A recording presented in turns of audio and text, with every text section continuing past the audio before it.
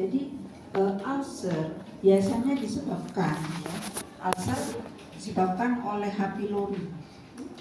Ya, ada disebabkan juga oleh karena adanya NSAID, stres dan Zollinger-Ellison syndrome, yaitu tumor tumor yang ada di pankreas, dan faktor yang lain adalah merokok, kopi, dan penyakit hati. Kenapa H. pylori bisa menyebabkan ulcer? Ada yang bisa menjawab kenapa H. pylori bisa menyebabkan ulcer? Ya, kenapa? H. pylori itu sebenarnya ada di dalam usus kita tuh ada ya, tetapi dengan kondisi tertentu dia normal. Tapi pada kondisi-kondisi tertentu, misalnya basah lambung kita, dia H. pylori itu akan berkembang biak dengan cepat ya, dan banyak ya. Jadi H. pylori itu di dalam asam lambung dia bisa hidup, tapi dengan perlindungan, dia membentuk suatu selaput perlindungan, sehingga pada suasana basah, misalnya karena obat-obat PPI atau obat-obat H2 blocker yang diminum secara terus-menerus sehingga asam lambung bisa menjadi basah, akibatnya ini akan melepaskan perlindungannya dan dia bebas berkembang biak ya. Akibatnya hiperasiditas itu akan menjadi lebih parah ya, itu H. pylori. Berikutnya adalah NSAID. Kenapa NSAID dapat menyebabkan ulcer? Kita tahu bahwa NSAID mekanismenya gimana? Mekanisme NSAID dia dapat kerjanya kan di COX-1 ya, COX-1, atau dia dapat menghambat prostaglandin ya. Sedangkan kita tahu bahwa prostaglandin itu adalah suatu pelindung di dalam lambung kita ya, mukus prostaglandin. Dengan terapi NSAID yang terus-menerus dihambat keluarnya prostaglandin dapat menyebabkan prostaglandin bisa menjadi hilang, akibatnya menjadi lambung kita menjadi luka ya. Kemudian stres ya, stres juga dapat meningkatkan asam lambung, ini juga dapat meningkatkan gastrin ya, tumor ini, dan hal-hal lain yaitu merokok, kopi, dan sebagainya. Nah, di sini dalam kondisi fisiologi sebenarnya kadar asam basa itu seimbang ya dalam permukaan mukosa lambung kita dan cairan lambung. pH di lapisan mukosa umumnya netral, tetapi ada konsentrasi proton yang tinggi dalam cairan lambung, sehingga di dalam cairan lambung itu sifatnya asam. Nah, jika keseimbangan ini terganggu, maka akan berakibat timbulnya hiperasiditas, ya, terjadi kerusakan pada mukosa lambung, dan akan terjadi gastritis atau ulcerasi. Ini ya. Jadi sekresi lambung itu dirangsang oleh asetilkolin ya sebenarnya. Asetilkolin ya, dia akan terikat dengan reseptornya. Kemudian ada histamin, ada gastrin. Dia akan meningkatkan pengeluaran dari kedua ini, histamin dan gastrin. Ya, makanya biasanya dengan akibatnya biasanya kita terapi dengan golongan-golongan H2 blocker. Ya, di sini ada PGE. Ya, PGE ini adalah prostaglandin. Prostaglandin yang disebabkan karena kita konsumsi NSAID yang terus-menerus, maka dia akan menghambat prostaglandin. Maka nanti terapinya adalah analog prostaglandin, yaitu misoprostol. Nah, jika hiperasiditas ulcer yang terus-menerus tidak sembuh, ya biasanya diberikan yang terakhir adalah golongan proton pump inhibitor. Ya, Ini contohnya adalah omeprazol dan sebagainya. Ya, di sini gastrin dan asetilkolin ini berikatan dengan reseptornya, ya, di intracromafin-like cell (ICL), di mana dia terletak dekat dengan sel parietal lambung, sehingga dia dapat melepaskan daripada histamin. Ya, gastrin juga memberikan efek langsung terhadap sel parietal ini, ya, langsung, ya. Kemudian rangsangan atau stimulasi vagal melalui susunan saraf vagus juga dapat memicu sekresi asam, sehingga melalui juga pelepasan asam asetilkolin, dan dia juga segera langsung merangsang reseptor M3, ya, pada sel parietal, ya. Nanti ada obat-obat untuk sel parietal, yaitu anti muskarini. Ya, ini yang tadi, ya. Jadi karena adanya NSAID, maka lapisan lambung termasuk mukus atau prostaglandin lama-lama dia akan berkurang, sehingga dia lambung kita menjadi luka atau ulcer. Maka nanti terapi yang diberikan biasanya golongan-golongan ini dan golongan sukralfat dan karbenoloson, ya.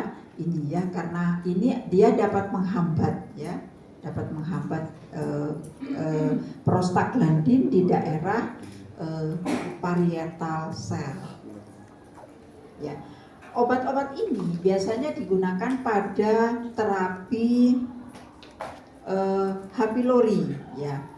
Pada terapi H. pylori ini kan terjadi luka, ya, pada lambung. Akibatnya karena H. pylori itu adalah suatu bakteri, maka biasanya untuk eradikasi kuman diberikan beberapa macam antibiotik, ya. Kalau bismut juga bisa untuk antibiotik, tapi juga bisa untuk pelindung daripada lambung. Kemudian ada kombinasi yang lain, yaitu metronidazol, tetrasiklin, clarithromycin, dan amoxicillin. Biasanya juga bisa ditambahkan dengan golongan PPI. Ini adalah contoh daripada obat-obat hiperasiditas, ya, yaitu, ya, ini adalah menghambat sekresi asam gatrik. Apa saja macamnya itu adalah H2 antihistamin dengan contoh simetidin, ranitidin, famotidin, dan sebagainya. Ada antikolinergik, contohnya adalah piransepin, propantelin, dan oxyphenomium. Begitu juga PPI, ya, PPI, golongan PPI diantaranya adalah omeprazol, esomeprazol, dan lain sebagainya, bisa dibaca sendiri. Berikutnya adalah golongan prostaglandin analog, seperti tadi, ya, karena adanya hambatan, ya, pada OX1, sehingga prostaglandin kita di dalam lambung berkurang, yang terjadi ulcer, maka terapinya adalah misoprostol. Sedangkan pada golongan-golongan terapi obat untuk hiperasiditas, yaitu antasida, penetral saja di lambung, ada yang sistemik dan ada yang non sistemik, ya. Yang sistemik contohnya sodium bikarbonat dan sodium sitrat. Sedangkan yang non sistemik yaitu MgOH, Mg trisilikat, aluminium OH, dan sebagainya. Sedangkan untuk proteksi, ya, proteksi luka, proteksi ulcer, itu contoh obatnya adalah sukralfat dan bismut subsitrat. Yang pertama adalah H2 blocker. Berikatan secara kompetitif, ya, mekanismenya pada reseptor H2 membran basolateral sel parietal. Dia dapat menghambat sekresi asam, yang distimulasi histamin dan gastrin, ya seperti yang tadi. Kemudian sekresi pepsin juga akan turun sehingga cairan gastrik juga menurun. Obat ini sangat selektif dan tidak mempengaruhi reseptor H1 dan H3. Ya, ini adalah contoh obatnya, ya simetidin, ya ada ranitidin, ada famotidin dan nisatidin.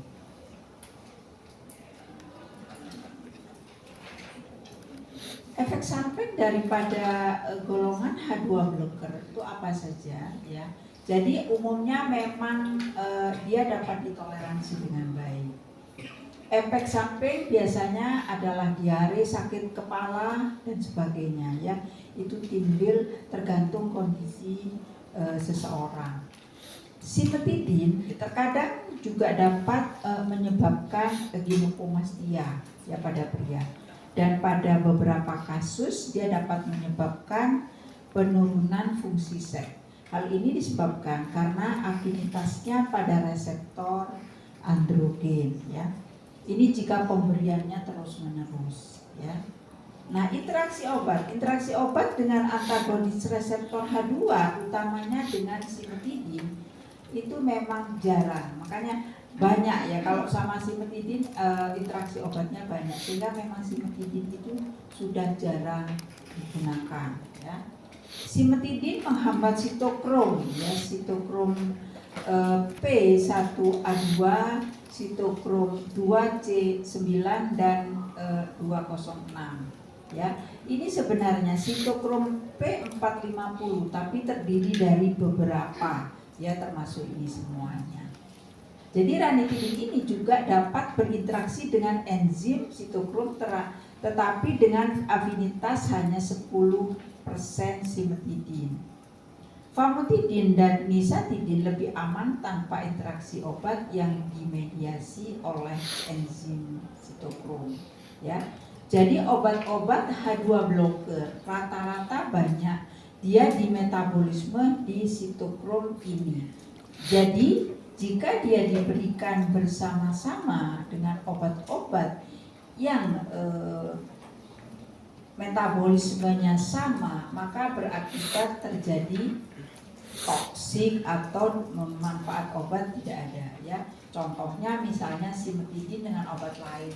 Jika ada simetidin, ada obat lain yang dia sama-sama di metabolisme di sitokrom yang sama, dia maka akan mengadakan kompetisi, ya, sehingga yang dia dapat mengikat kuat dia akan terikat dan dia bisa timbul efek farmakologi. Sedangkan obat yang satu dia akan lepas ke di dalam darah. Bisa dia menjadi toksik atau dia bisa tidak ada manfaatnya. Karena apa? Karena dia tidak terikat dengan reseptornya sehingga dia tidak timbul efek farmakologi. Berikutnya adalah PPI, ya, penghambat pompa proton inhibitor, ya. Ini dapat menghambat pompa proton H positif, K positif, ATPase secara irreversibel, yang merupakan step akhir pada jalur sekresi asam, sehingga dia dapat menekan sekresi ion hidrogen pada lumen gastrik. Contoh obatnya itu adalah omeprazol, esomeprazol dan sebagainya dengan rumus bangun sebagai berikut. Efek samping dari PPI biasanya diare, ya, ketidaknyamanan, ya, itis itu, ya, ketidaknyamanan tubuh, ya, tidak enak badan misalnya. Terus nyeri abdomen. Kemudian dia dapat menurunkan vitamin, absorpsi dari vitamin B12, dan dia juga dapat menurunkan absorpsi kalsium dan Mg, ya, meningkatkan kadar bakteri pada gastrik, dan dia juga dapat meningkatkan serum gastrik. Jadi pemakaian PPI yang berkepanjangan biasanya lambung kita menjadi basah Sehingga ada obat-obat tertentu yang harusnya dia di metabolisme di lambung atau diabsorpsi dalam suasana asam, dia akan terhambat, ya. Nah, begitu. Kemudian juga misalnya vitamin, ya, vitamin B12, karena lambung kita kan sudah basah, akibatnya ini menurunkan bioavailabilitas atau absorpsinya, ya. Begitu juga kalsium. Kalsium jika diberikan bersama-sama dengan PPI, dia juga absorpsinya juga akan menurun. Nah, bagaimana kalau diberikan bersama-sama? Sebisa mungkin memang diberikan jeda waktu. Tetapi di sini PPI itu mempunyai T1/2 yang panjang, ya, sehingga barangkali dia tidak bisa, ya, dikasih jeda waktu. Mungkin kalau memang dia harus sama-sama diberikan, biasanya di switch ke H2 blocker. Interaksi obat, penurunan keasaman lambung. Nah, ini kan bahasa, ya. Penurunan keasaman lambung dapat mengubah penyerapan obat yang keasaman intergastriknya mempengaruhi bioavailabilitas obat. Misalnya ketoconazole, itraconazole, digoxin, dan atazanavir, ya. Jadi ini bioavailabilitasnya jika diberikan bersama-sama akan berpengaruh, ya. Semua PPI menghambat enzim sitokrom yang seperti tadi yang sama 2C9 dan 2C19 di hati pada tingkatan yang bervariasi, ya. Hal ini dapat menimbulkan interaksi obat dengan substrat lain dari isoenzim ini. Esomeprazol itu lebih kecil potensinya untuk menyebabkan interaksi obat dibanding dengan PPI.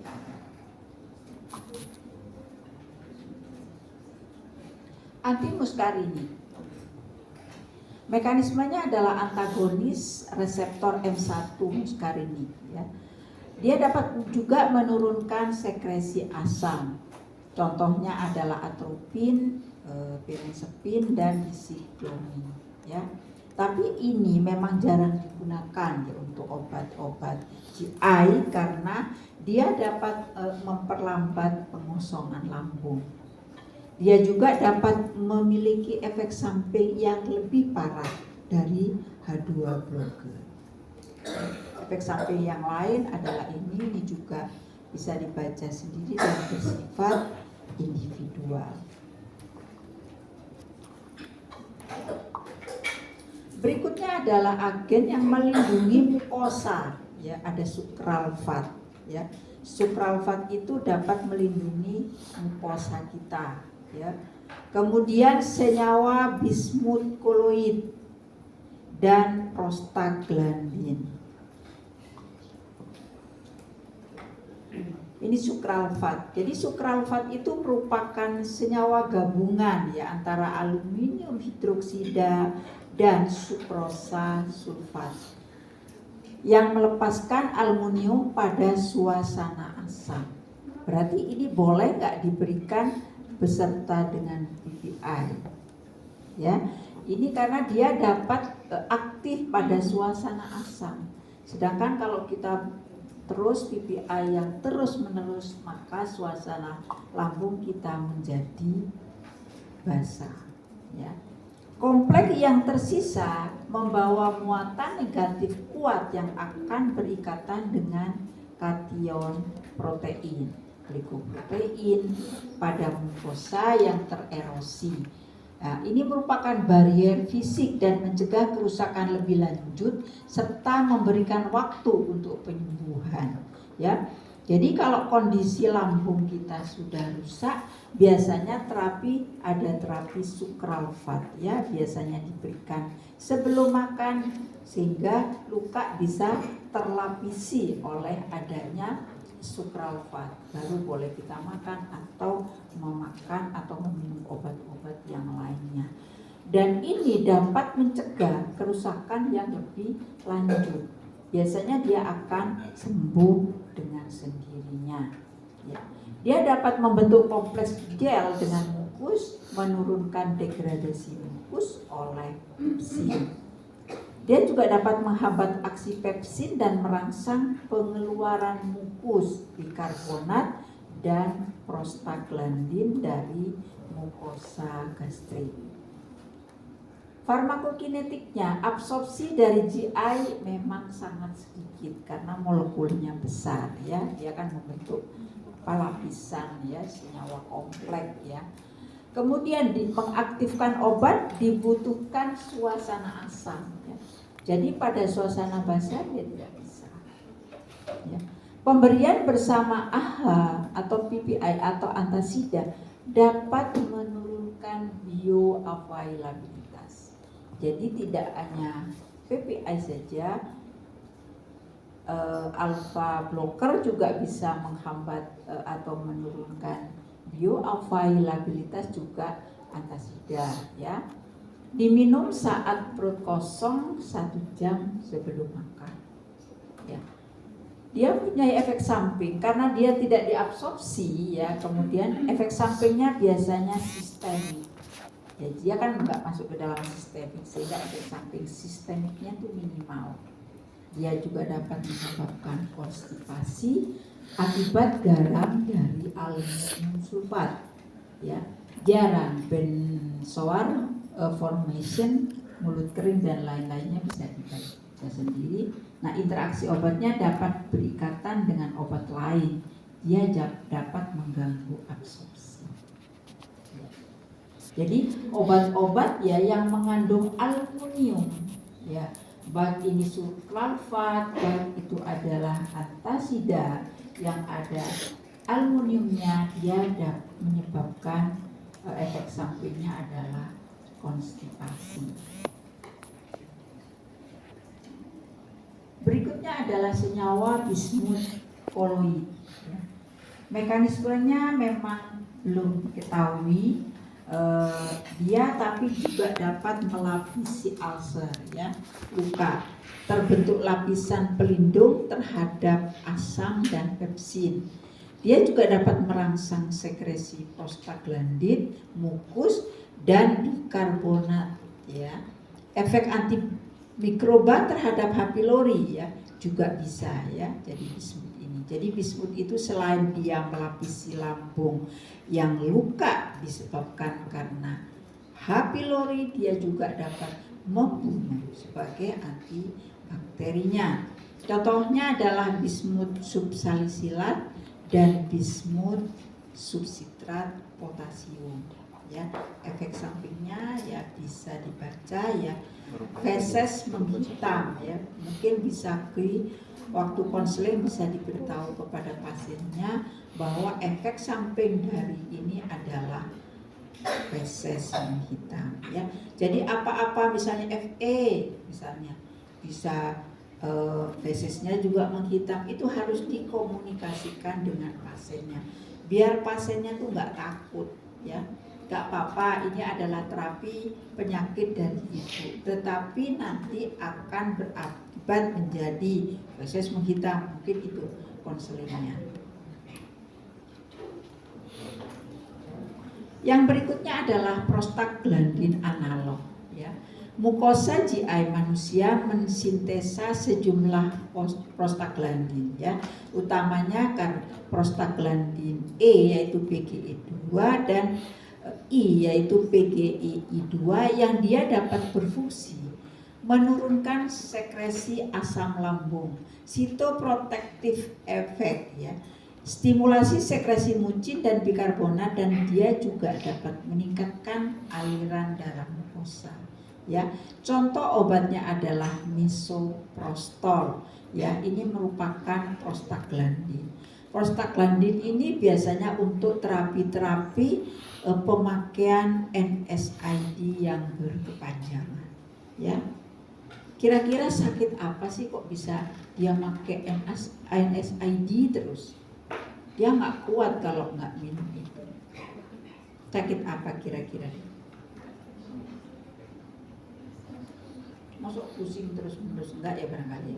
Apa kira-kira biasanya sakit tulang ya, osteoartritis ya, Osteoartritis karena memang terjadi kerusakan ya pada kartilago, sehingga kalau berjalan sakit sekali, sehingga dia harus minum NSAID yang terus menerus, kadang-kadang juga ditambahkan dengan steroid ya. Akibatnya lambungnya sudah sangat parah lukanya, sehingga ada analog prostaglandin. Tapi ini memang efek sampingnya itu ya untuk ini karena kontraksi uterus, sehingga dia dapat menyebabkan keguguran ya. Biasanya memang disalahgunakan ya sama orang-orang ya untuk menggugurkan kandungan, yaitu misoprostol. Terus kemudian efek samping yang lain itu adalah mencegah, jadi gimana? Mencegah adanya injus dan yang lebih dipilih PPI. Jadi misalnya ada, karena ini mempunyai efek samping ini ya, keguguran biasanya bisa di-switch ke PPI juga bisa ya untuk NSAID. PPI nggak boleh berkepanjangan. Itu enaknya gimana? Ya nggak apa-apa. PPI seminggu barangkali, terus kemudian diganti ya 2 bloker, demikian seterusnya ya. Atau kalau saya itu di-switch dengan golongan COQ2 biasanya ya. Obat-obat COQ2 untuk nyeri yang sangat, misalnya golongan Celecoxib dan sebagainya, itu juga bisa ya. Tapi kalau untuk orang tua kan sudah tidak hamil lagi, barangkali bolehlah diberikan analog prostaglandin. Baik, berikutnya adalah menetralkan asam lambung ya. Antasida adalah basa lemah yang bereaksi dengan asid lambung. Dia dapat membentuk garam dan air ya, menurunkan keasaman intragastrik. Juga menginaktifkan pepsin ya. Yang termasuk antasida adalah ini ya, ada natrium bikarbonat, kalsium, magnesium karbonat, aluminium dan sebagainya ya. Kalau obat patennya namanya apa? Milanta, Proma dan lain sebagainya. Nah, ini baru kita tahu bahwa gandungan yang antasida yang mengandung Mg biasanya mempunyai efek samping diare, sedangkan yang mengandung aluminium biasanya efek sampingnya adalah konstipasi. Oke. Kapasitas penetralan asam itu berbeda-beda antara formula antasida ya, tergantung dari apa? Kecepatan disolusi, kelarutan air, kecepatan reaksi dengan asam, dan kecepatan pengosongan lambung ya. Biasanya kan kadang-kadang cocok-cocokkan obat mah, biasanya saya pakai ini dan sebagainya, karena memang berbeda-beda ya, baik itu merupakan penetralannya terhadap asam memang beda dan juga tergantung dari sensitivitasnya dari masing-masing individu. Efek sampingnya adalah natrium bikarbonat itu alkalosid sistemik, retensi cairan. Sedangkan kalsium karbonat hiperkalsemia biasanya ya, nefrolitiasis. Aluminium hidroksida dapat menyebabkan konstipasi, dan Mg hidroksida dapat menyebabkan diare. Interaksinya dia dapat mempengaruhi absorpsi beberapa obat lain yang berikatan dengan obat tersebut. Obat dapat meningkatkan pH intragastrik. Nah, dikasih jeda biasanya 2 jam ya. Jadi contoh obatnya yang berinteraksi dengan antasida adalah fluoroquinolone, itraconazole, dan suplemen besi ya. Jadi obat-obat yang berinteraksi dengan antasida itu adalah obat-obat tertentu, di mana jika obat tersebut dia bisa diabsorpsi dalam suasana asam. Karena pada antasida, pemberian antasida, pada fase absorpsi dia bersifat basa ya, sehingga dapat menurunkan bioavailabilitas dari obat yang dia tidak bisa diabsorpsi dalam suasana asam.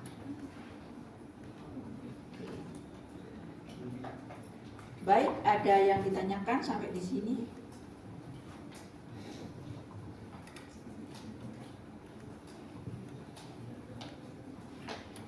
tidak, saya lanjutkan berikutnya ya, anti mual muntah atau anti vomiting ya. 5 jalur utama yang berperan dalam stimulasi muntah antara lain ya, kemoreseptor trigger zone ini ya, kemudian saraf vagal afferent dari GI ini, oh bukan, vagal mana afferent bawah ini, oh ini pusat muntah ini ya dia, gastrointestinal ya, ini ya dia ini. Terus kemudian sistem vestibular ya, jalur afferens daripada korteks cerebral dan pusat muntah. Oke. Hubungan patofisiologi dan terapi daripada muntah ya. Jadi patofisiologi muntah bisa disebabkan karena beberapa sebab ya. Yang pertama mungkin karena apa? Kira-kira apa saja penyebab muntah? Muntah pada ibu hamil biasanya ya. Apa terapi yang harus diberikan? Muntah pada obat-obat apa? Karena obat apa biasanya muntah? Kemo ya bisa, nanti terapi apa yang diberikan. Muntah karena apa lagi? Mabuk, perjalanan ya, banyak sekali. Ini adalah nanti terapi yang akan diberikan ya.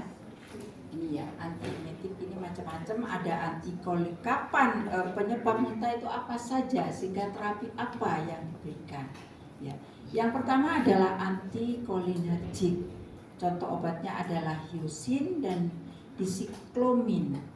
Berikutnya H1 antihistamin ya.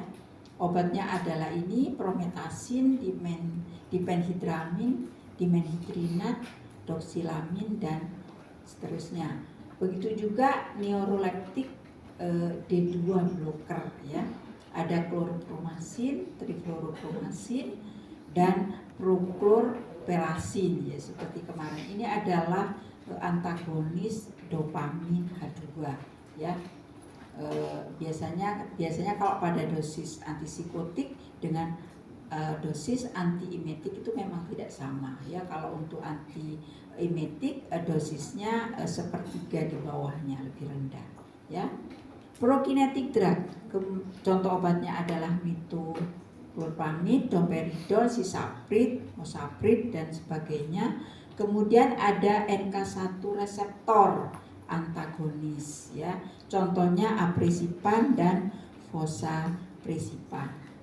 Kemudian ada obat-obat 5-HT3 antagonis. Contohnya adalah ondansetron, granisetron, palonisetron dan ramosetron. Kemudian di sini ditambah dengan adjuvan ya. Dikasih terapi anti mual muntah biasanya karena kemo, biasanya tidak bisa, akhirnya dikombinasilah dengan golongan-golongan adjuvan.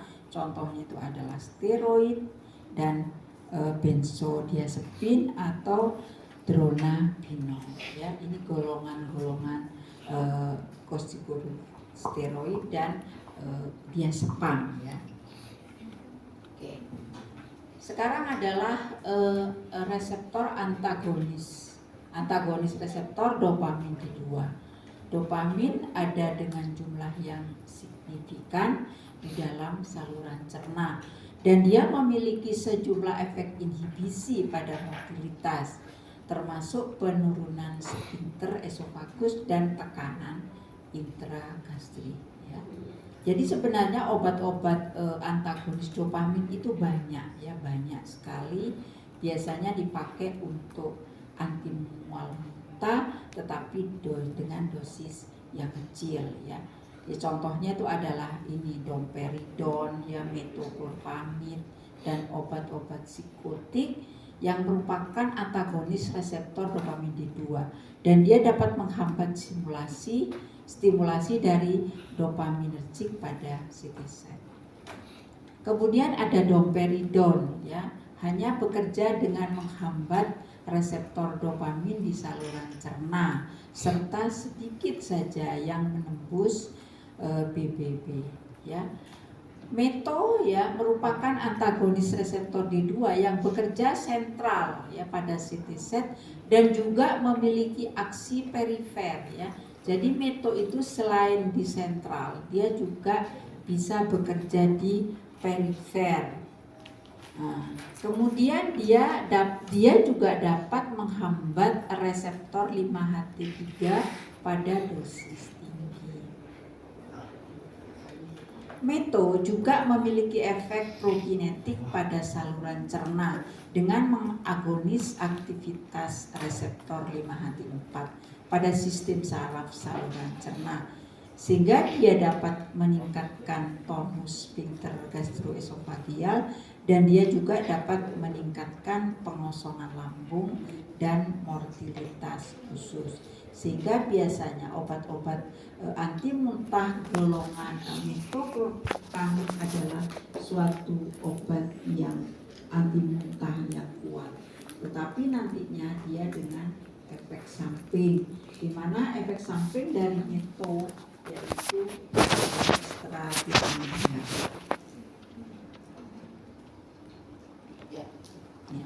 ya, efek samping dari meto ya dia sangat kuat sebenarnya, tapi efek sampingnya yaitu ekstra piramidal yang akut sampai kronik ya, dari blokade reseptor dopamin di ganglia basal sehingga dia dapat menyebabkan dystonia akut ya, terutama pada anak perempuan, wanita muda dan sangat tua ya. Ini adalah efek samping yang memang kuat, tapi dia mempunyai efek samping yang berbahaya sehingga biasanya tidak diberikan untuk pasien-pasien yang dia bisa diberikan dengan terapi anti mual muntah yang lain. Nah, karena resiko efek samping neurologis tadi, maka meto tidak boleh ya dikonsumsi lebih dari 5 hari.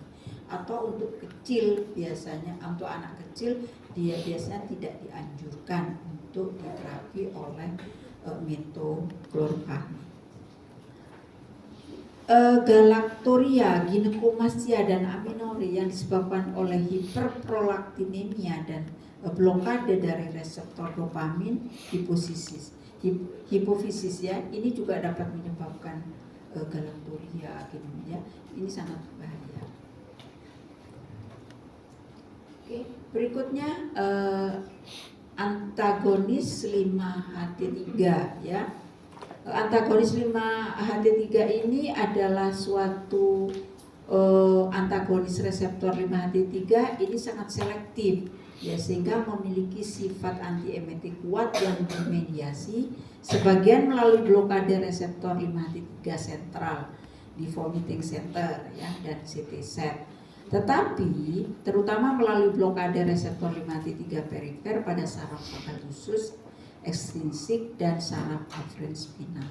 Jadi contoh obatnya itu adalah ini ondansetron, granisetron, dolasetron.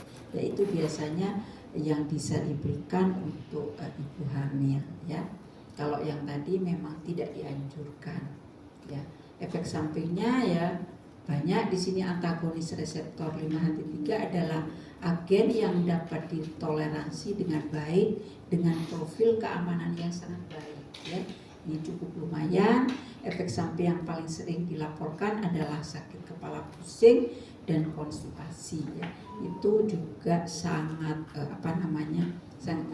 bisa dianjurkan ya, direkomendasikan untuk anak kecil atau ibu hamil.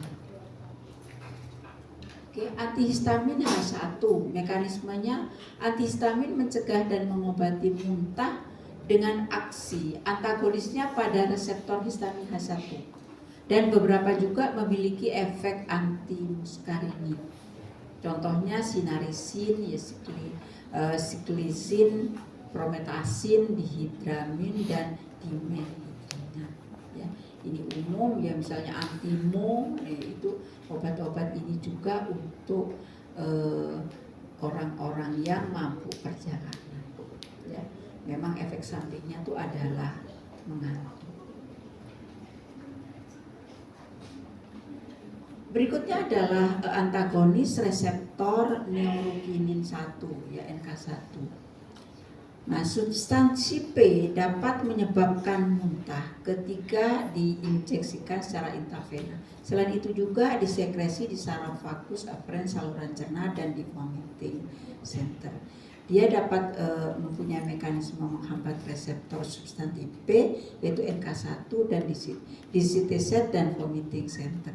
Contoh obatnya seperti tadi adalah aprepitan, fosaprepitan dan sebagainya. Efek sampingnya adalah lelah, anoreksia dan sebagainya. Nah, sedangkan interaksi obatnya ya, aprepitan adalah menginduksi sitokrom 3A4 dan sitokrom 2C9 dan juga dia dapat menghambat sitokrom 3A4 yang bergantung pada dosis, sehingga obat-obat ini juga tidak bisa diberikan bersama-sama dengan obat-obat yang lain ya. Contohnya adalah simtidin karena sama-sama terikat oleh sitokrom yang sama. Berikutnya adalah antimuskarinik drug. Reseptor muskarinik terlibat dalam input aferen visceral dari usus ke vestibular itu tadi ya, dan dalam koneksi saraf kranial ke-8 dari labirin ke CTZ melalui nukleus vestibular. Contoh obatnya adalah hyosin ya, digunakan untuk pengobatan mabuk perjalanan juga bisa dan muntah pasca operasi ya. Jadi hyosin ini selain sebagai anti muntah biasanya untuk anti nyeri perut, biasanya diberikan mules ya, itu bisa diberikan hyosin. Beberapa antihistamin seperti prometasin dan siklisin dan antagonis reseptor dopamin seperti prochlorprasin juga memiliki aktivitas antimuskarinik ya, dengan efek sampingnya juga seperti ini ya, termasuk juga mengantuk ya. Berikutnya adalah kortikosteroid ya, adjuvan ya. Jika pasien-pasien misalnya habis operasi atau kemo, dia tidak bisa diberikan dengan obat-obat anti muntah, biasanya bisa dikombinasi dengan kortikosteroid atau yang seperti tadi apa golongan diazepam ya dan sebagainya. Mekanismenya bagaimana? Yaitu sebagai antiemetik belum diketahui sebenarnya, tetapi kemungkinan berkaitan dengan penghambatan dari prostaglandin. Ya. Jadi ini juga dapat menghambat prostaglandin. Jika diberikan bersama-sama kortikosteroid, NSAID, biasanya memang akan memperparah kondisi ulcer. Ya. Dexamethasone atau metilprednisolon efektif untuk mengatasi efek emetogenik ringan, sedang sampai sedang dari agen kemoterapi ya, untuk kemoterapi biasanya. Untuk mengatasi mual muntah, kortikosteroid sering digunakan dalam bentuk kombinasi dengan agen lain ya. Karena ini merupakan adjuvan, biasanya dia dikombinasi dengan anti muntah yang lain. Oke. Ada yang ditanyakan sampai di sini?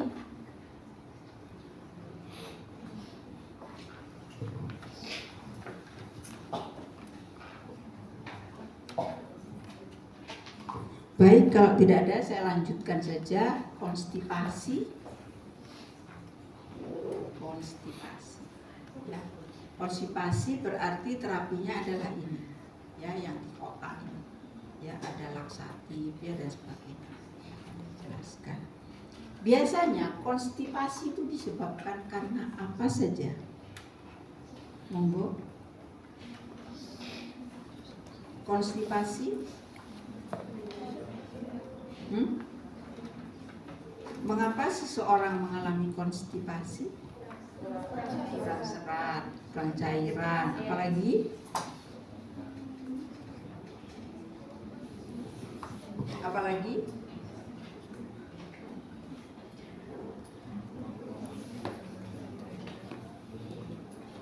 Absen manualnya jalan ya, jalan. Apalagi kira-kira kenapa seseorang mengalami konstipasi? Karena obat, ya.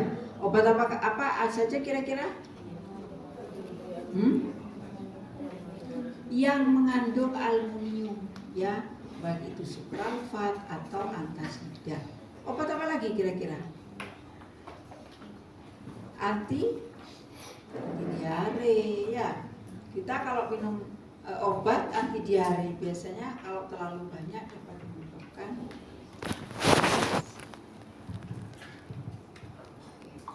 ini ya. Ini adalah anti konstipasi yaitu laksatif ya. Ini ada beberapa mekanismenya, bisa membentuk formulagen, ada stool softener, ada osmotik purgatif, ada stimulan di sini ya. Obat-obat yang merangsang, menstimulasi daripada usus ya, karena dia konstipasi. Contoh ada difenilmetan ya, contohnya adalah bisakodil ya, sodium picosulfat, ada antraquinon ya, sena, kaskara ya, biasanya kalau daun renjara ya biasanya. Terus 5-HT4 agonis ya, contohnya adalah prukaloprid ya, dan analog ya. Itu adalah obat-obat anti konstipasi ya. Ini yang pertama pencahar ya, pencahar ada osmotik-gen, feses, stimulan, vitamin seperti tadi, dan prokinetik. Ini adalah klasifikasinya. Oke ya, ini juga yang osmotik aktif gen ya. Contoh-contohnya sebagai berikut. Kemudian itu adalah laksatif ya. Laksatif biasanya dia mengandung kation Mg ya, karena tadi Al menyebabkan konstipasi. Ini adalah obat-obat yang mengandung Mg yang dia dapat menyebabkan diare ya. Jadi obat-obat yang mengandung Mg ini bisa untuk terapi konstipasi. Atau anion fosfat ya, contohnya itu adalah magnesium sulfat, magnesium hidroksida, magnesium sitrat, dan sodium fosfat ya. Fosfat dan Mg ya, ini biasanya untuk terapi konstipasi. Mekanismenya retensi air pada usus secara osmotik, sehingga dia dapat menstimulasi peristaltik ya. Dia dapat meningkatkan produksi mediator inflamasi. Laksatif yang mengandung Mg merangsang pengeluaran sitokinin, sehingga terjadi akumulasi cairan dan elektrolit intralumen usus, sehingga motilitas usus menjadi meningkat ya. Efek sampingnya kalau preparat Mg dan fosfat harus digunakan dengan hati-hati atau dihindari pada pasien dengan gangguan ginjal ya, penyakit jantung, abnormalitas elektrolit, dan pasien dengan terapi diuretik.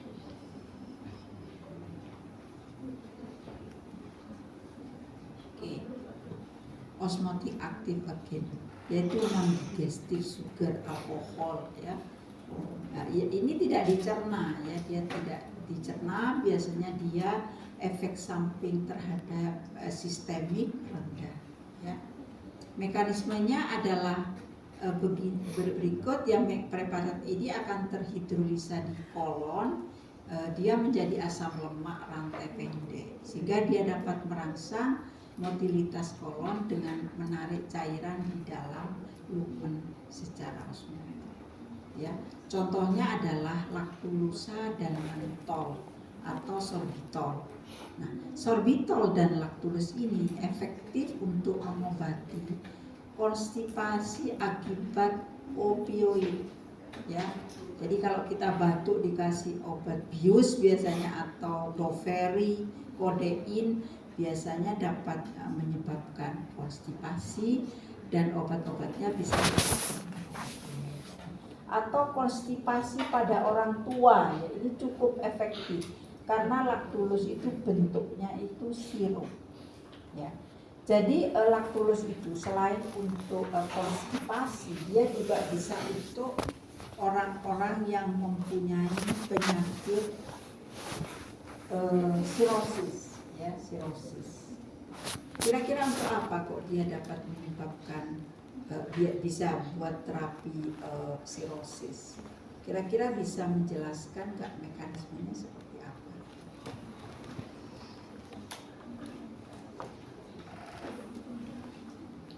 Nah, ini ya, Lactulus juga digunakan untuk pengobatan ensefalopati hepatik karena kemampuan untuk mengurangi kadar obat. Jadi pada kondisi sirosis biasanya cairan yang mau masuk ke liver karena livernya bermasalah, akibatnya cairan itu akan keluar kembali. Dan di sini biasanya akan mengandung banyak lemak. Lemak yang ada di dalam tubuh kita karena dia tidak bisa metabolisme di liver karena kelainan liver, dia akan lari ke otak. Maka dia akan menyebabkan ensefalopati. Ensefalopati hepatik ya.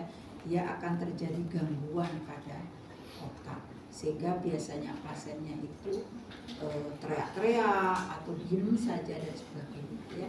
Kalau bisa memang dihindari dengan adanya Lactulus karena Lactulus ini dapat mengubah amonia ya yang belum masuk otak menjadi amonium dan dia akan dieskresi. Efek sampingnya ketidaknyamanan pada perut atau flatulen juga ya, dia sebab ya. Baik, yang berikutnya adalah polyethylene glycol. Ya.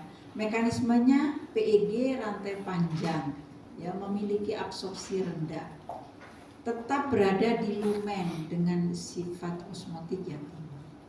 Dia dapat menarik cairan ke dalam lumen. Untuk mencegah transfer air ion masuk ke dinding usus, preparat larutan polyethylene glycol ini juga dicampur dengan elektrolit isotonik sodium sitrat, sodium bikarbonat, sodium klorida dan kalium klorida. Ya. Penggunaannya jangka panjang atau berlebihan dapat menyebabkan ketergantungan.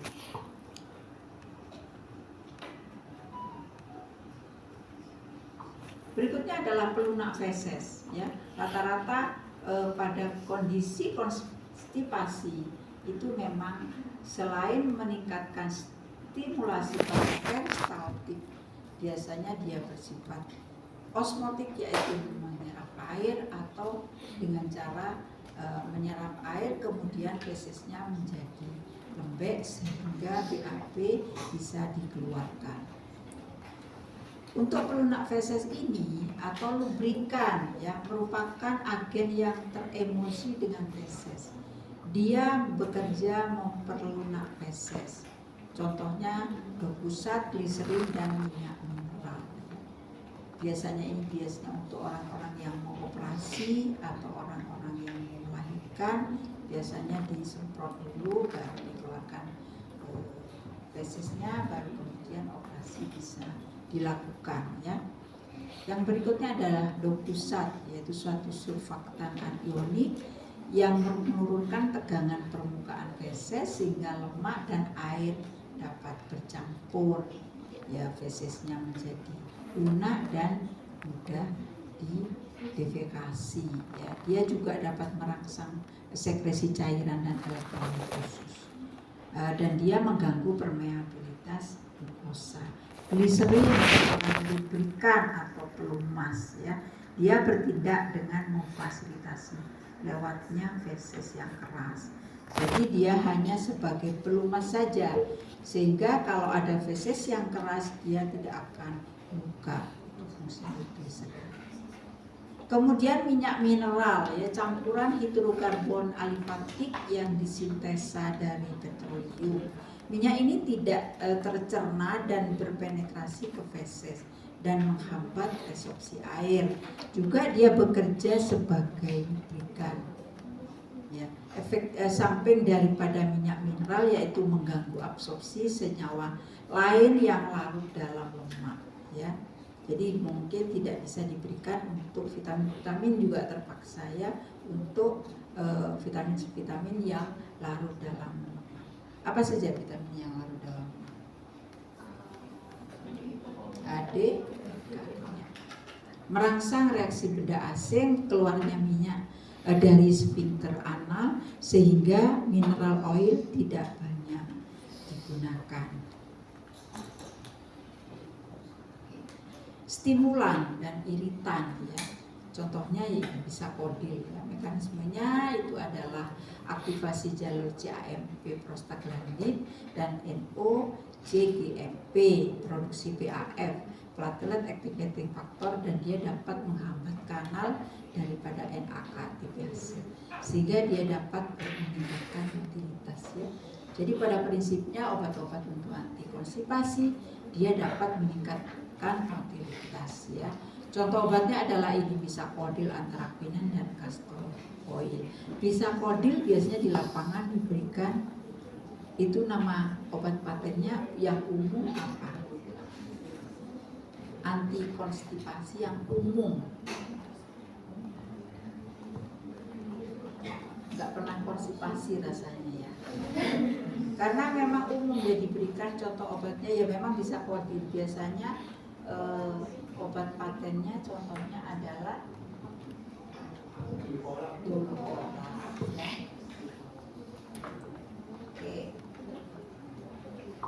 Yang berikutnya buforming agen. Mekanismenya agen ini adalah polimer polisakarida yang tidak dicerna di saluran cerna bagian atas. Dia membentuk massa terhidrasi di lumen usus besar. Dia dapat merangsang peristaltik dan dapat meningkatkan konsistensi feses. Contoh obatnya adalah metilselulose, ekstrak tanaman, sterculia agar, bran, dan asparagus dan psyllium. Ya, perlu beberapa hari untuk memberikan efek ya. Jadi untuk anti konstipasi ya, seperti dulcola itu memang ada pengaruh dari sirkadian ya. Waktu istirahat kita, tidur kita itu akan berpengaruh. Ini bisa dibuktikan ya, misalnya adik-adik minum misalnya lama 1 minggu tidak BAB, bisa minum dulcola pagi, biasanya enggak BAB ya. Tetapi kalau minum dulcola mau tidur biasanya besoknya tuh sudah bisa BAB, dan dia biasanya mempunyai efek samping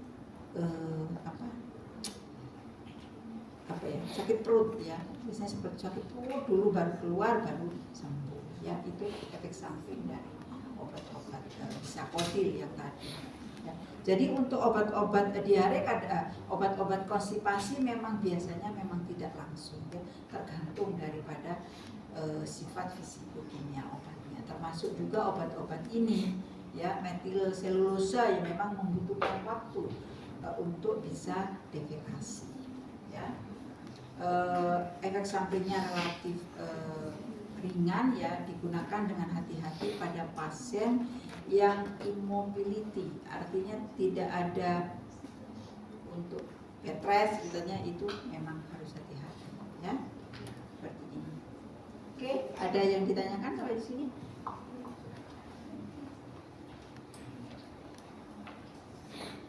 Mungkin kalau tidak ada, saya lanjutkan ke anti diare saja dulu, yaitu ini ya, diare. Oke.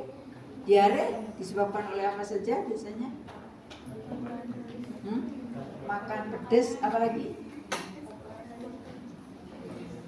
Makan pedas diare. Ada yang nggak diare loh. Ya, terus apalagi kira-kira? Karena makanan yang mengandung bakteri biasanya ya, makan di pinggir jalan ya, betul. Ya jelas makannya di pinggir jalan, masa di tengah jalan, ya kan kita. Terus kemudian apa lagi kira-kira? Obat-obat. Obat-obat yang mengandung apa? Tadi udah. Kalau AL konstipasi, kalau satunya terus obat-obat apa lagi kira-kira? Obat-obat anti konstipasi, ya kan?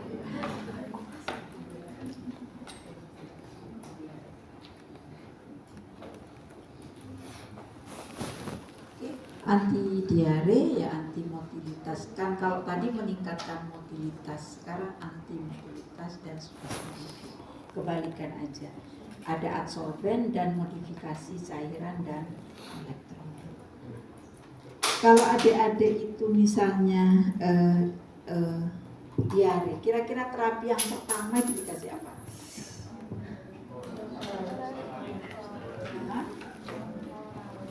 Oral. Ya.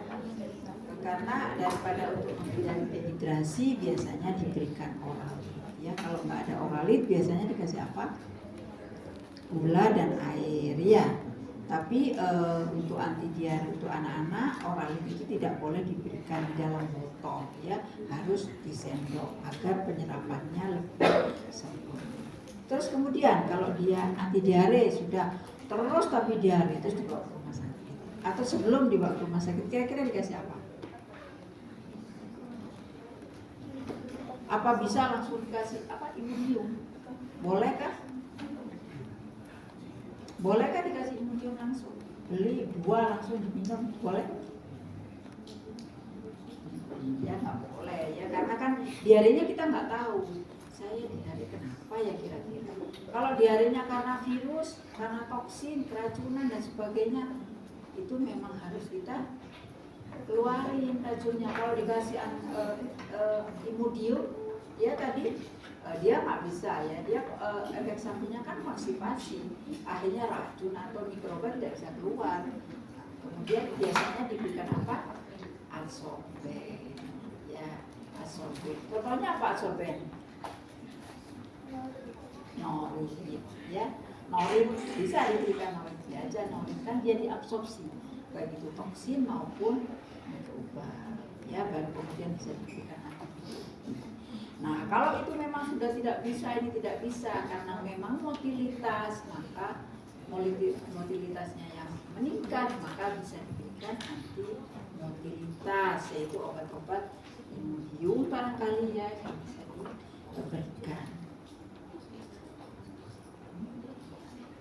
Baik,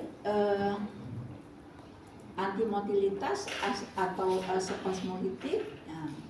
Ini biasanya terapinya opioid, bisa ya. Tapi ngapain terapi opioid ya? Boleh diterapi sama morfin, Bu, boleh ya.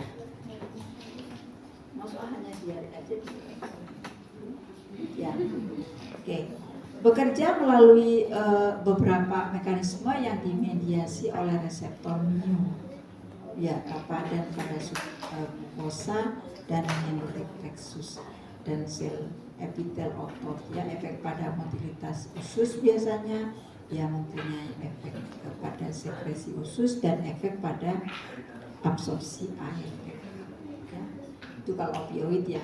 Ikatan obat dengan reseptor opioid mu di saraf enterik, dia dapat menghambat pengeluaran asetilkolin dan menurunkan peristaltik usus. Opioid yang bekerja melalui reseptor opioid mu di perifer seperti difenoksilat, difenoksin dan loperamid.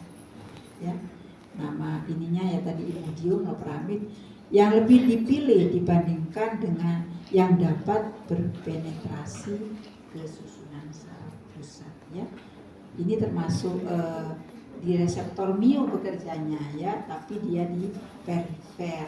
Sehingga jika diberikan secara terus-menerus barangkali dia tidak akan mengganggu ya ke saraf otak. Efeknya pada lambung, dia dapat menghambat sekresi HCl. Gerak lambung akan menurun, ya, tonus otot meningkat, maka makanan lambat masuk ke duodenum. Pada usus halus, kontraksi propulsif menurun, tonus dan spasme periodik meningkat, sehingga absorpsi air meningkat sehingga isinya menjadi padat, ya. Pada usus besar, opioid mempunyai mekanisme gerakan propulsif itu menurun, tonus meningkat, spasme pada usus besar, sehingga dia dapat menyebabkan konstipasi. Contoh obatnya itu adalah Loperamid, ya, silat difenoksin, ya, yang merupakan metabolit aktif, dan rasecadotril, ya. Rasecadotril ini merupakan obat prodrug, ya, yaitu Theorpan. Ini adalah obat-obat golongan opioid, ya, sehingga dia akan berakibat dibanding, tapi dia memang mempunyai efek yang 50-40 kali lebih dibandingkan dengan morfin. Makanya obat-obat golongan Loperamid ini memang terakhir diberikan, ya, karena dia efek sampingnya dapat menyebabkan konstipasi, ya. Nanti adik-adik akan ada kasus-kasus dengan pemberian ini, maka terjadilah komplikasi ke konstipasi. Nah, ini karena bekerjanya di perifer, sehingga dia jika diminum maka tidak ada efek ketergantungan, ya, meningkatkan waktu transit usus dan meningkatkan tonus pinter anal. Baik, begitu juga yang lain. Ini juga tidak memiliki efek pada CNS, ya. Dia juga tidak memiliki efek analgesik pada dosis standar, ya. Tetapi pada dosis tinggi misalnya bisa, dia dapat memberikan efek opioid, ya, penggunaan yang jangka panjang, sehingga bisa menyebabkan ketergantungan. Kalau rasecadotril ini menghambat enkefalin dengan mencegah pemecahan enkefalin. Obat ini dapat mengurangi sekresi usus yang berlebihan yang terlihat selama episode diare. Efek sampingnya, ya, sembelit, ya, konstipasi dan sebagainya, kehilangan mobilitas, ya, dan sebagainya. Monggo bisa adik-adik baca sendiri. Ya, ini adalah atropin, ya, dia dapat menyebabkan relaksan secara langsung, ya. Contoh obatnya itu adalah atropin, hyusin, mepeverin dan lain sebagainya. Kemudian ada adsorben, yaitu digunakan dalam pengobatan gejala beberapa jenis terapi, ya. Jangan lupa kalau adsorben ini tidak boleh diberikan bersama dengan obat-obat lain, ya, karena dia selain menyerap racun atau toksin bakteri, dia juga dapat menyerap obat-obat yang diberikan bersamaan. Berikutnya adalah bismut subsalisilat, ya, mempunyai efek menurunkan sekresi cairan usus, melindungi permukaan mukosa, ya, seperti yang sudah disebutkan tadi. Dia juga mempunyai efek antiinflamasi dan antimikroba. Mekanismenya memang kalau bismut itu memang secara presisi memang belum diketahui. Baik, oke, ada yang ditanyakan sampai di sini?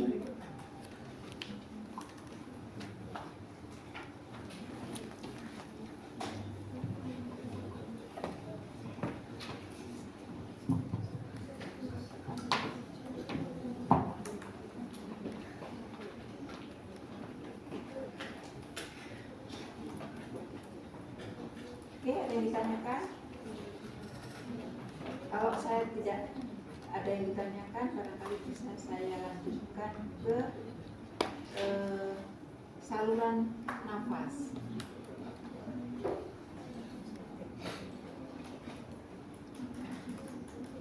Perhitungan aja 10 menit.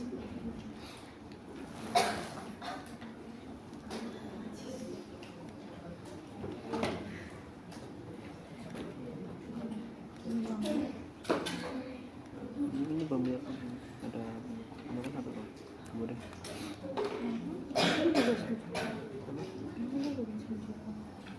enggak, aku ngecek kok. Aku nggak bisa masuk ini punya aku. Kalau ini nggak bisa. Nggak sesuai. Pakai ini. Oke, kita lanjutkan ya sebentar ke saluran pernapasan. Baik, saluran pernafasan, farmakologi obat penyakit paru. Ya, ini adalah anatomi bronkus ya. Anatomi saluran pernafasan ya. Jadi ini ada beberapa kontrol tonus ya. Ada beberapa hal yang mempengaruhi pada saluran nafas ya. Yang pertama adalah jalur saraf. Kemudian kontrol hormonal ya, dia biasanya di peredaran darah saluran nafas. Nantinya jika ada pengaruh, ada faktor-faktor misalnya fisik dan kimia, dia akan berpengaruh langsung.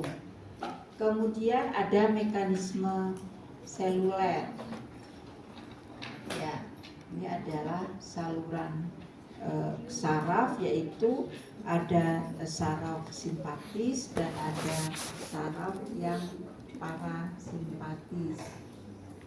Ini adalah yang mengontrol saluran nafas. Untuk saluran simpatis itu biasanya kontrol langsung oleh saraf simpatis memang relatif lemah. Tetapi pada saraf parasimpatis dia dari vagus dia dapat berpenetrasi ke parenkim paru. Nah, saraf-saraf tersebut akan mensekresi asetilkolin. Dan jika diaktifkan akan menyebabkan konstriksi lemah sampai sedang. Ya.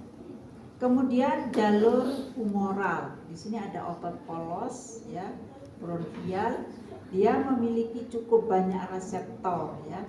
Nah, reseptor ini adalah reseptor beta 2 adrenergic yang sangat sensitif terhadap adrenalin yang bersirkulasi, sehingga dia dapat menyebabkan bronkodilatasi. Pengaruh fisik pada saluran nafas ya. Efeknya seperti apa ya? Dia akan sangat berpengaruh. Yang pertama adalah efek fisik ya. Efek fisik misalnya ada stimulasi, ada tindakan, misalnya ada laringoskopi, ada endoskopi yang dimasukkan ke dalam saluran nafas. Laringoskopi itu biasanya untuk cek pita suara ya. Kalau endoskopi itu biasanya jika pasiennya itu misalnya hiperasiditas ya, ulcer yang nggak sembuh-sembuh di terapi, biasanya dicek dengan cara endoskopi penyebabnya kenapa kok nggak sembuh-sembuh ya. Nah, itu biasanya terjadi kan ada benda asing di sini masuk, biasanya akan terjadi fase bronkokonstriksi ya, seperti itu. Begitu juga dengan yang lain, ada partikel, ada aerosol, udara dingin, itu juga bisa menyebabkan bronkokonstriksi ya. Jadi kalau asma misalnya karena dingin, karena stres, biasanya dia akan berakibat ke bronkokonstriksi. Akibatnya pasiennya menjadi sesak. Begitu juga untuk stimulasi kimia, misalnya ada cairan-cairan dengan pH rendah ya. Contohnya apa? pH rendah, misalnya asam lambung atau karena gas-gas atau cairan untuk mengepel lantai, biasanya dia akan terjadi bronkokonstriksi. Begitu juga sulfur dioksida atau bau amonia, ozon, nitrogen dioksida, dia terjadi bronkokonstriksi yang berakibat pasiennya menjadi sesak. bisa. Ya. Nah, mekanisme sel ini biasanya kan akan terjadi akan mengeluarkan mediator inflamasi, yaitu mast cell, eosinofil, neutrofil, makrofag, limfosit, dan peran sel-sel ini pada infeksi dan inflamasi paru. Jadi pada penyakit saluran nafas itu pada umumnya itu adalah terjadinya inflamasi, ya, inflamasi akibat dari hal-hal yang tadi, sehingga biasanya terapinya itu adalah sama ya antara asma dan PPOK, ya. Oke, ini adalah asma, ya. Asma adalah suatu penyakit inflamasi yang kronik biasanya, ya, pada jalan nafas yang ditandai dengan aktivasi sel mast, infiltrasi eosinofil dan limfosit T helper 2. Ya, itu kalau asma. Nah, sel mast ini yang diaktifkan oleh alergen, ya, karena adanya alergen, dia dapat menstimulus fisik, ya, seperti yang disebutkan tadi, dan akan mengeluarkan mediator inflamasi seperti histamin, dextrin D4, prostaglandin D2. Nah, sehingga dia dapat menyebabkan vasokonstriksi. Ya. Jadi gejala asma biasanya bisa mengi, sesak, ya, yang disebabkan oleh otot polos. Ya. Berikutnya adalah PPOK. PPOK, ya, PPOK itu adalah suatu penyakit yang disebabkan karena adanya inflamasi juga, ya, pada jalan nafas, tetapi memang polanya berbeda, ya, dengan asma. PPOK berperan utama pada proses inflamasi adalah neutrofil, makrofag, dan sel T sitotoksik, ya. Nah, proses inflamasi ini utamanya menyerang jalan nafas kecil biasanya, ya, dan kerusakan pada parenkim paru, terutama pada dinding alveoli. Ya, biasanya PPOK disebabkan karena hal-hal seperti itu, dan dia menyerang pada jalan nafas yang kecil. Kemudian perubahan patologis, ya, daripada ini menyebabkan terjebaknya udara, ya, dengan mendilatasi jalan nafas perifer, ya. Itu adalah patologi daripada PPOK. Baik, berikutnya adalah terapinya. Terapinya yang pertama tadi adalah agonis beta 2, ya. Agonis beta 2, ya. Dia dapat menstimulasi enzim adenyl siklase dan dapat meningkatkan siklik adenosin monofosfat CAMP, dan dia dapat mengaktifasi PKA, ya. PKA yang terfosforilasi akan mengaktifkan berbagai substrat yang akan mengakibatkan respon bronkodilator. Ya, ini, ya, ini adalah obat-obat agonis beta 2, ya.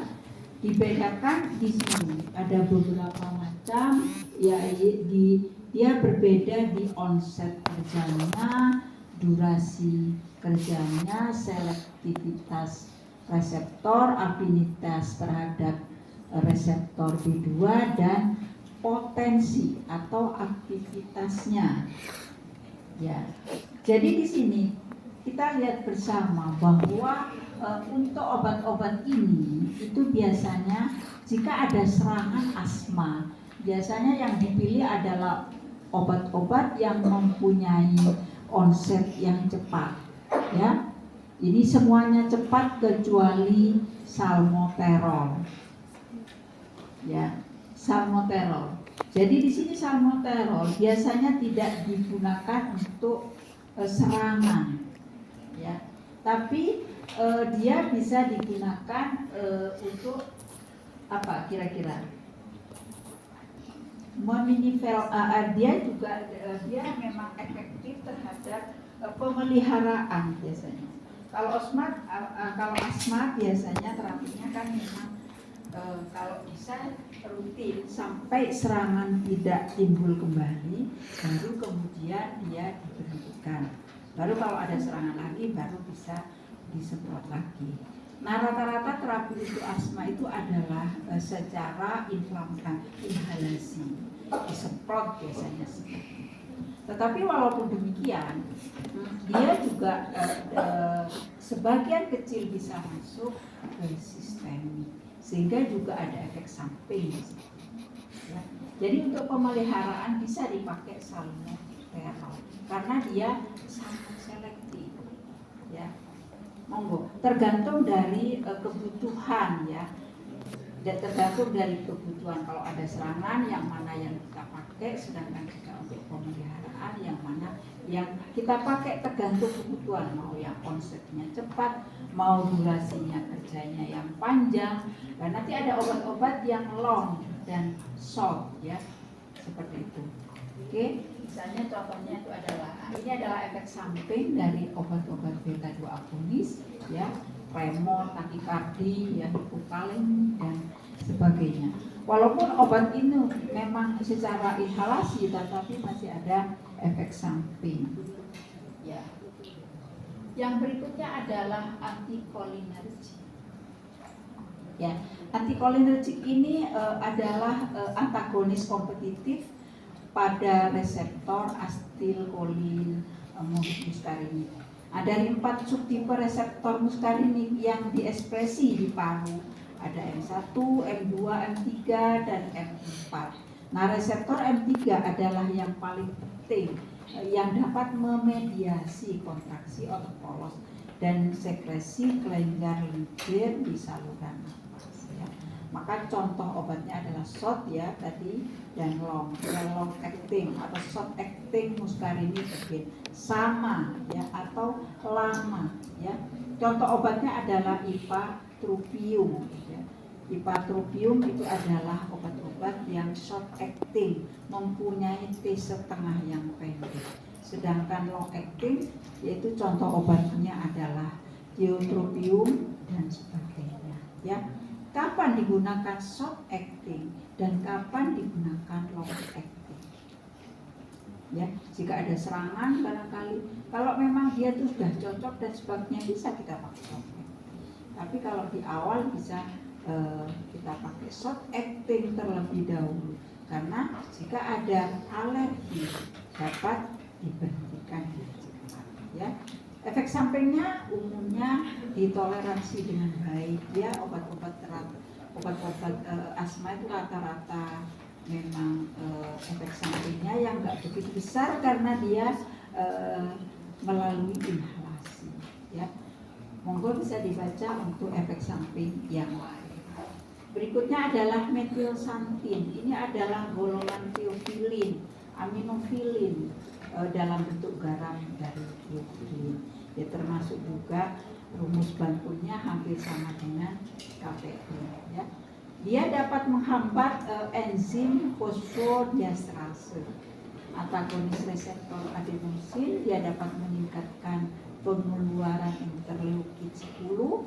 Dia dapat menekan transkripsi gen yang dapat mengkode sitokin proinflamasi. Nah, dia juga dapat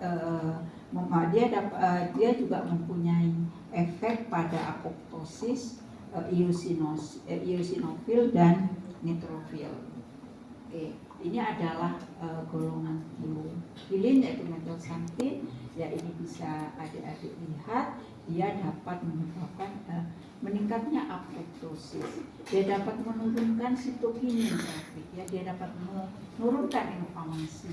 Mediator-mediatornya pun juga diturunkan, juga termasuk mediator sitokinin.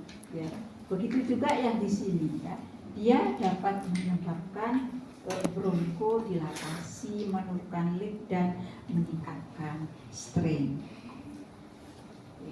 Metilsantin memiliki indeks terapi sempit ya, dengan kadar yang kecil sedikit tidak ada efek, sedangkan dengan dosis yang lebih tinggi sedikit saja dia dapat menjadi toksik ya. Dosis akan dipengaruhi oleh berat badan, usia dan rokok ya. Riwayat penggunaan tiofilin sebelumnya, loading dose dan maintenance ya. Dia mempunyai efek samping sebagai berikut ya, nausea, vomiting dan sebagainya. Bisa adik-adik baca sendiri. Oke, berikutnya adalah obat-obat anti-inflamasi.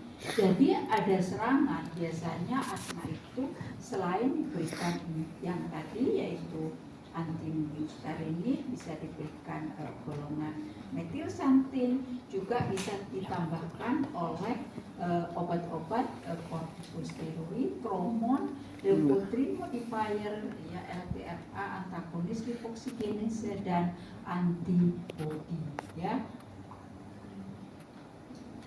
Oke, berikutnya kortikosteroid, ya. Tadi ada kortikosteroid itu apa?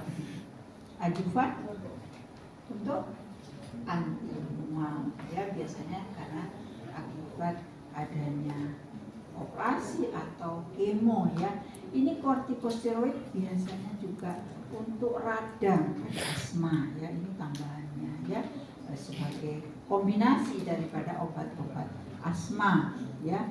Dia dapat mempunyai mekanisme terhadap gen dan juga tingkat sel. Pada gen dia dapat mengaktifkan gen yang mengkode protein inflamasi, menekan gen yang mengkode protein proinflamasi. Pada sel dia dapat menurunkan rekrutmen sel inflamasi. Ya, apa saja ya? Eosinofil, limfosit, sel emas dan sel dendrit. Ya. Pada jalan nafas melalui penekanan produksi mediator inflamasi. Karena steroid adalah sebagai apa? Imunosupresan. Ya. Ini adalah contoh-contoh daripada steroid ya, dengan efek samping yang begitu banyak ya, terutama osteoporosis, monfils, apalagi banyak sekali ya. Maka untuk pemberian kortikosteroid memang kita harus hati dan tidak boleh berhenti secara harus ditempel terlebih dahulu. Oke, berikutnya adalah kromon ya, mekanismenya ini bisa dia dibaca sendiri. Dia dapat memang tidak diketahui, tidak sepenuhnya diketahui, tetapi dia juga dapat menurunkan aktivitas sel emas, mencegah pengeluaran mediator inflamasi, sehingga sel emas tadi stabil jika dia menjadi lebih stabil. Juga dia dapat menghambat pengeluaran mediator dari isu mediator inflamasi. Ya, dia mempunyai efek samping yang minimal. Ya, begitu juga leukotriene atau modifier. Ya, dia mempunyai mekanisme menghambat reseptor cis LT1. Contoh obatnya adalah montelukast dan sulfirlukast. Sedangkan agonis 5-lipoksigenase, contoh mekanismenya bisa dibaca dan contoh obatnya adalah sileuton. Tetapi dia juga dapat menyebabkan hepatotoksi. Berikutnya adalah antibodi ya, antibodi ya. Oke, bisa dibaca sendiri, barangkali itu saja yang bisa saya sampaikan. Terima kasih. Mungkin ada yang tanyakan.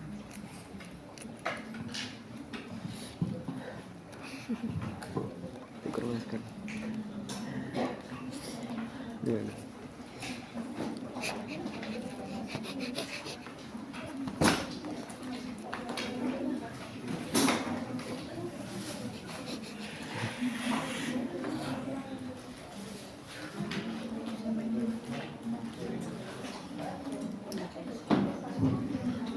Oke, kalau tidak ada yang ditanyakan, barangkali bisa saya akhiri. Terima kasih atas perhatiannya. Bila taufiq wal hidayah. Assalamualaikum warahmatullahi wabarakatuh.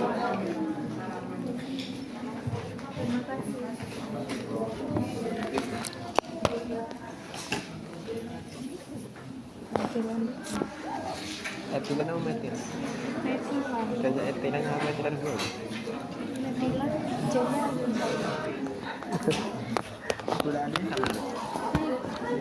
Ini. Aku lihat di internet soalnya. Iya oke.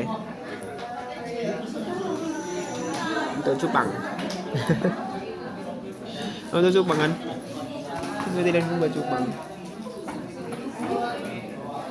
Buat apa kayak bakterinya atau apanya itu?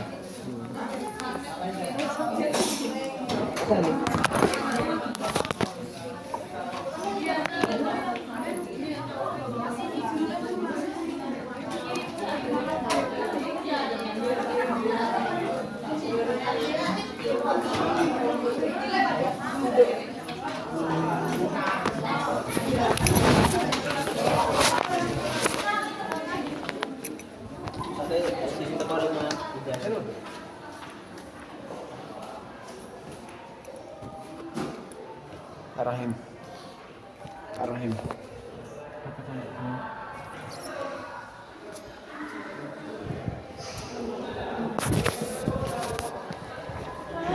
Berapa? Satu tangga doang. Dua ding. Nanti itu sini depan.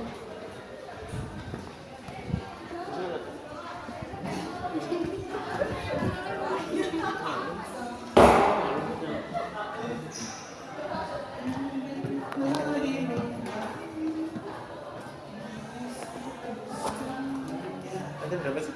Bisa berapa? 8 ya? 8 ya? Iya. 7 toh.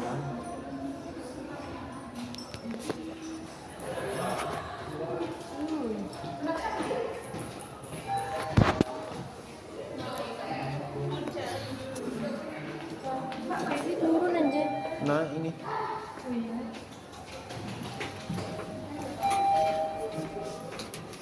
Anda berapa sih? 8. Tutup.